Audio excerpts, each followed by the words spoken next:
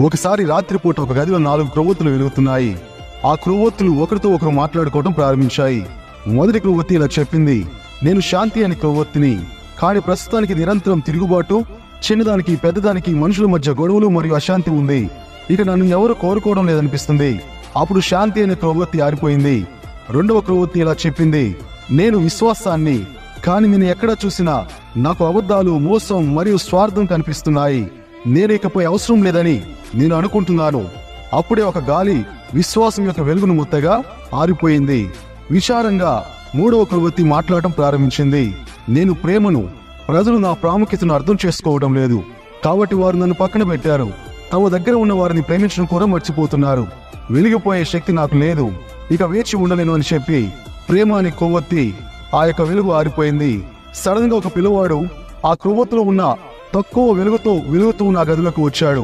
ఆరిపోయిన 3 క్రొవ్వొత్తులను చూశాడు. ఎందుకు వెలుతురు ఇవ్వడం లేదు? మీరు చివరి వరకు వెలుగుతూనే ఉండాలి కదా, నాకు చాలా భయంగా ఉంది అంటూ పిల్లవాడు ఏడవడం ప్రారంభించాడు.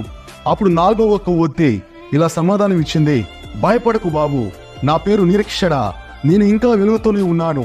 నీ జీవితంలో నిరీక్షణ అనే క్రొవ్వొత్తిని ఎన్నడూ ఆరిపోనివద్దు, ఎందుకంటే ఆ నిరీక్షణ శాంతి, ప్రేమ, విశ్వాసం అనే క్రొవ్వొత్తులను కూడా వెలిగిస్తుందని చెప్పింది. ఆరిపోయిన ఆ 3 క్రొవ్వొత్తులను నన్ను తీసుకుని వాటిని మరలా వెలిగించు అని ఆ నిరీక్షణ అనే క్యాండిల్ చెప్పింది. పిల్లవాడు నిరీక్షణ అనే క్రొవ్వొత్తిని తీసుకొని ఇతర క్రొవ్వొత్తులను వెలిగించాడు. ఆ పిల్లవాడి ముఖం కాంతితో ఆ గది అంతా వెలుగుతో వెలిగిపోయింది. గుర్తుంచుకోండి, వెలుగు లేకపోవడమే చీకటి బలం. వెలుగు ఉదయించిన వెంటనే చీకటి ఖతం. దేవుని కృప నిరంతరం మీకు తోడైంది గాక. ఆమేన్.